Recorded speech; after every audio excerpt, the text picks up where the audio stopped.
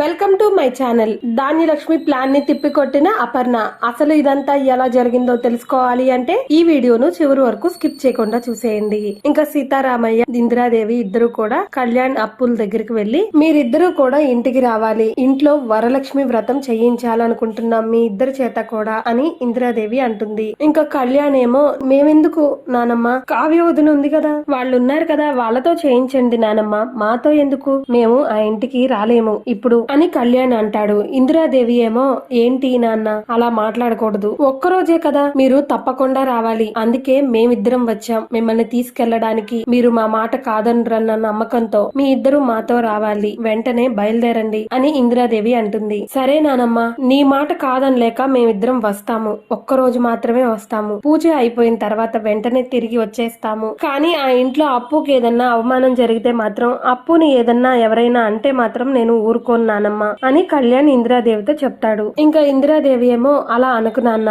ఆ ఇంట్లో ఎవ్వరు మిమ్మల్ని ఇద్దరిని ఎవ్వరు ఏమీ అనరు, మీ అమ్మ కూడా మీ ఇద్దరు రావడానికి ఒప్పుకుంది, మీ అమ్మ కూడా ఏమీ మాట్లాడదు, నా మాట విను, ముందు మీరిద్దరు బయలుదేరండి ఇంటికి అని ఇందిరాదేవి అంటుంది. ఇంకా సీతారామయ్య, ఇందిరాదేవి ఇద్దరు కూడా అప్పుని ఇంకా కళ్యాణ్ ని ఇంటికి తీసుకువెళ్తారు. ఇక మరో పక్క ధాన్యలక్ష్మి కళ్యాణ్ ని చూడగానే, అరే నాన్న ఎంత కష్టపడుతున్నావురా, అసలు నీకు ఈ కష్టం ఎందుకురా, నువ్వు ఇక్కడే ఉండిపోవచ్చు కదా, సరేలే వదిలేసేయ్, కనీసం ఇప్పుడైనా చూడగలిగాను నిన్ను, నాకంతే చాలు, నువ్వు సంతోషంగా ఉండాలనే కదరా నా బాధ అంతా, నేను బానే ఉన్నానమ్మా, నేను చాలా సంతోషంగా ఉన్నాను, నేను లైఫ్ లో సెటిల్ అవ్వాలి, నా అంతటి నేను ఎదగాలి, అప్పటి వరకు నేను ఈ ఇంటికి రాలేనమ్మా, నన్ను క్షమించండి, ఇప్పుడు కూడా ఎందుకు వచ్చాము అంటే నానమ్మ తాతయ్య పిలిచారు కాబట్టి పూజ కోసమని వచ్చాము, పూజ అవ్వంగానే మేమిద్దరం వెళ్లిపోతాము అని కళ్యాణ్ ధాన్యలక్ష్మితో అంటాడు. ఇదంతా ధాన్యలక్ష్మి చూస్తూ తనలో తానే అనుకుంటూ ఉంటుంది, ఏంటి ఈ కళ్యాణ్ రాగానే ధాన్యలక్ష్మిలో ఈ మార్పు ఇలాగే కొనసాగింది అంటే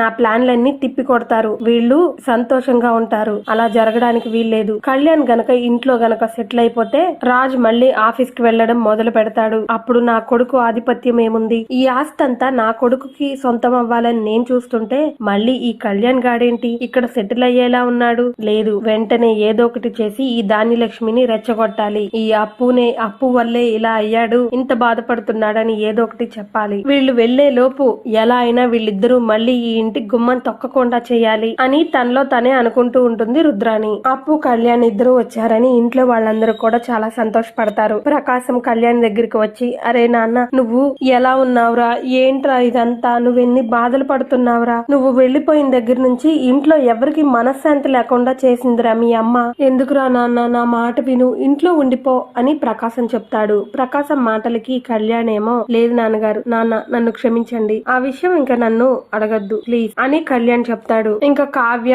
అప్పు, స్వప్న ఇద్దరు ముగ్గురు కూడా నుంచుని మాట్లాడుకుంటున్నారు. ఎలా ఉన్నావే, ఏంటే బానే ఉన్నారా అని స్వప్న అడుగుతుంది. మేం బాగున్నామనక్క, మీరు బానే ఉన్నారా, పర్వాలేదక్క, మేం చాలా సంతోషంగానే ఉన్నాం అని అప్పు స్వప్నతో ఇంకా కావ్యతో అంటుంది. కావ్య మాత్రం తనలో తనే అనుకుంటుంది, వీళ్ళంతా ఇండ్లంతా సంతోషంగా ఉన్నారు, బానే ఉంది, నాకు కావాల్సింది కూడా ఇదే, కానీ కళ్యాణ్ అప్పు ఇక్కడే గనక ఉండిపోతే కళ్యాణ్ ఎలా అయినా ఎదగాలి, తనంతట తను నిరూపించుకోవాలి, అందుకే కదా నేను ఇంటికి రావడానికి కూడా ఇష్టం లేదన్నట్టు ఉంటున్నాను ఇంట్లో వాళ్ళందరి ముందు, వాళ్ళిద్దరూ సెటిల్ అయితే నాకన్నా సంతోషించే వాళ్ళు ఇంకొకళ్ళు ఉండరు అని కావ్య తనలో తనే అనుకుంటూ ఆలోచిస్తూ ఉంటుంది. ఇక మరుసటి రోజు ఇంట్లో వాళ్ళందరూ కూడా పూజకి సిద్ధం చేస్తూ ఉంటారు. కావ్య పూజ దగ్గర పనులు చేస్తూ ఉంటుంది. కావ్య, స్వప్న, అప్పు ముగ్గురు కూడా. ఇంకా ధాన్యలక్ష్మి దగ్గరికి రుద్రాణి వచ్చి, ఏంటి ధాన్యలక్ష్మి ఏం చేస్తున్నావు, నీ కొడుకు కోడలు ఇంటికి వచ్చారని సంబరపడుతున్నావా, నీ కోడలు ఇంటికి వచ్చిందని ఆనందంగా ఉన్నట్టున్నావు, ఆ అప్పు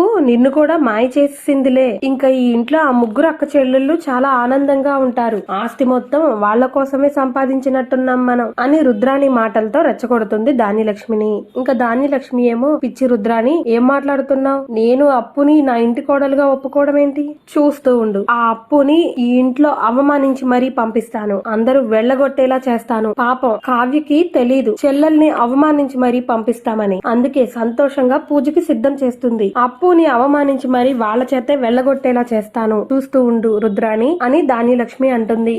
ఏంటి ఏం ప్లాన్ చేసావు ధాన్యలక్ష్మి అని అడుగుతుంది రుద్రాణి. ఎందుకు కంగారు పడతావు, చూస్తూ ఉండు, జరిగేది చూస్తూ ఉండు, మళ్ళీ నేను ప్రత్యేకంగా నీకు నా ప్లాన్ చెప్పడం దేనికి అని ధాన్యలక్ష్మి అని వెళ్లిపోతుంది. ఇంకా రుద్రాణి ఒక్కతే తనలో తనే ఆలోచించుకుంటూ, ఏంటిది ఏం ప్లాన్ వేసిందో చెప్పమంటే చెప్పకుండా వెళ్ళిపోయింది. సరే ధాన్యలక్ష్మి, నీ ప్లాన్ నువ్వు వెయ్యి, నా ప్లాన్ లో నేను ఉంటాను. కళ్యాణ్ కూడా ఇక్కడ ఉండిపోతే గనక రాజ్ ఆఫీస్ కి వెళ్లి నా కొడుకు ఇదైపోతాడు, అది నాకు ఇష్టం లేదు. నువ్వు అప్పుని మాత్రమే వెళ్ళగొట్టాలని చూస్తున్నావు, నేను కళ్యాణ్ ని అప్పుని ఇద్దరిని కలిపి వెళ్ళగొట్టేలా చేస్తాను, చూస్తూ ఉండు ధాన్యలక్ష్మి, నా ప్లాన్ లో నేనుంటాను అని రుద్రాణి అనుకుంటూ ఉంటుంది, ఆలోచిస్తూ ఉంటుంది. ఇంకా ధాన్యలక్ష్మి రుద్రాణి మాటలు దూరం నుంచి చూసి అపర్ణ, అమ్మ వీళ్ళిద్దరూ ఇలా ఆలోచిస్తున్నారా, ఈ ధాన్యలక్ష్మికి ఏమైంది అసలు, కొడుకు కోడలు ఇంటికి వచ్చారని సంతోషపడకుండా వీళ్ళని వెళ్ళగొట్టాలని చూస్తుంది, అప్పుని మాత్రమే అవమానించాలని చూస్తుందా, అప్పుని అవమానించకుండా ఏదో ఒకటి ఆలోచించాలి, ఏదో ఒకటి చెయ్యాలి అని అపర్ణ తనలో తనే అనుకుంటూ ఉంటుంది.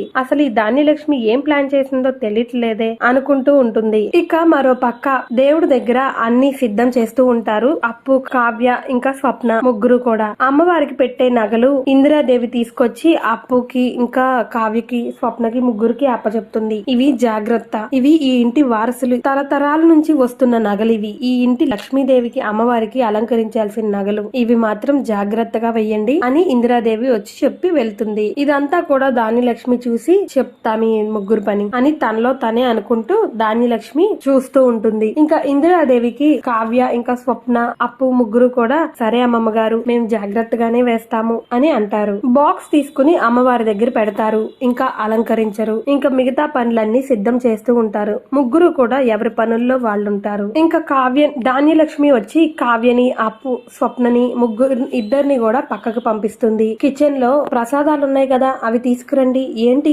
ఇంకా పనులు అవ్వలేదా అని హడావిడి చేస్తూ ముగ్గురిని అక్కడి నుంచి పంపించేస్తుంది. ఇంకా అప్పు మాత్రం పర్వాలేదండి, నేను ఇక్కడే చేస్తాను, పూలు అన్ని అలంకరిస్తున్నాను అని అప్పు అంటుంది. ఇంకా ధాన్యలక్ష్మి ఏమో సైలెంట్ గా అమ్మవారి నగలున్న బాక్స్ తీసుకు వెళ్లిపోతుంది. దేవుడి దగ్గర జరిగేదంతా కూడా అపర్ణ దూరం నుంచి చూస్తుంది. ధాన్యలక్ష్మి, నువ్వు ఇంత పాపానికి ఒడిగడతావా, అప్పుని ఇంత అవమానించడానికి అమ్మవారి నగలే దాయాలని చూస్తావా, చూస్తూ ఉండు, నీ ప్లాన్ ని నీకు ఎలా తిప్పి కొడతాను అని తనలో తనే అనుకుంటుంది అపర్ణ. ఇంకా అందరూ కూడా వరలక్ష్మి వ్రతం చేయడానికి సిద్ధంగా ఉంటారు. పంతులు గారు వస్తారు, అన్ని సిద్ధం చేసేసారమ్మా అని అడుగుతారు. అన్ని సిద్ధమైపోయినాయి పంతులు గారు అని అంటారు ముగ్గురు కూడా. ఇంకా ధాన్యలక్ష్మి వచ్చి ఏంటి ఇంకా అమ్మవారిని అలంకరించలేదు, మీరు ఇదేనా మీరు చేసే పనులు అని అడుగుతుంది ధాన్యలక్ష్మి. సరే అని అమ్మవారికి పెట్టాల్సిన నగలు అందరూ కూడా ముగ్గురు కూడా వెతుకుతూ ఉంటారు. ఇక్కడే పెట్టామండి, ఇంకా ఏంటి కనిపించట్లేదు, కావ్య అటువైపు వెతుకు అని ముగ్గురు కూడా వెతుకుతూ ఉంటారు. ఏంటి